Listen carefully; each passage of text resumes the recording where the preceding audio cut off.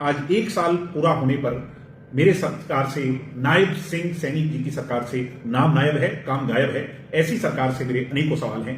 मुख्यमंत्री जी के अभिभाषण कह दीजिए, भाषण कह दीजिए, या उनके इस सफेद झूठ को जब मैंने सुना, उसमें कहीं भी हर हाथ को काम देने की बात मुख्यमंत्री जी ने कहीं नहीं दोहराई। मेरा आज मुख्यमंत्री जी से सवाल है कि हरियाणा जो बेरोजगारी में देश में अव्वल है, जो जहां पर युवाओं की स्ट्रेंथ 60% से भी हरियाणा के अंदर पॉपुलेशन में ज्यादा है, और ऐसे में आपने सबसे बड़े वर्ग की बात ही नहीं करी। सबसे बड़े वर्ग को आगे कैसे बढ़ाना है, उसके विषयों को आगे कैसे लेकर के जाना है। मेरा चौधरी देवीलाल जी के उस नारे से दोबारा से याद कराता हूं मुख्यमंत्री जी, हर हाथ को काम, हर खेत को पानी, हर पेट को रोटी, बाकी सब बात खोटी।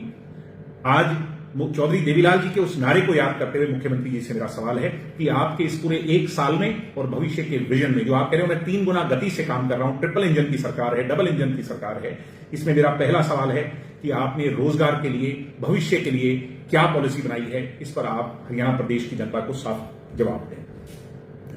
आप सब जानते हैं पूर्व उप मुख्यमंत्री भाई दुष्यंत सिंह चौटाला जी ने 75% रिजर्वेशन बिल, क्रांतिकारी बिल, ऐतिहासिक बिल, इस देश की राजनीति को बदलने वाला बिल लागू किया कि हरियाणा के प्राइवेट सेक्टर, गुड़गांव कह लीजिए, मानेसर, बहादुरगढ़, सोनीपत, कहां कहां हरियाणा की जो एनसीआर का बड़ा रीजन है और अब खरखोदा, जिसके अंदर लाखों नौकरियां हैं।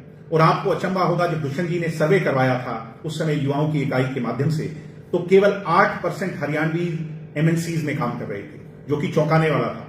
सिंगापुर, रूबी, गुड़गांव हम हरियाणा में कहते हैं, मगर हरियाणवी उसमें केवल 8% है, बाकी सब बाहर के बाशिंदे हैं। उसको बदलने के लिए क्रांतिकारी बिल को मंजूरी दिलवाने का काम भाई दुष्यंत सिंह चौटाला जी ने किया।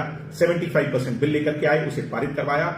और हमें खुशी तो तब हुई जब भार्गव साहब, जो एमडी हैं मारुति के, सुजुकी के, उन्होंने कहा कि इसे इंप्लीमेंट करने वाली पहली कंपनी मारुति बनेगी। उन्होंने यहां तक कहा कि जब जमीन हरियाणा की तो पहला हक हरियाणा का होना चाहिए। मैं आज सवाल करता हूं मुख्यमंत्री जी से, मुख्यमंत्री जी आप ये बताइए, पहली बात मेरी आपसे ये है कि आप ये बताइए कि इस बिल को अदालतों के अंदर कौन लेकर के गया।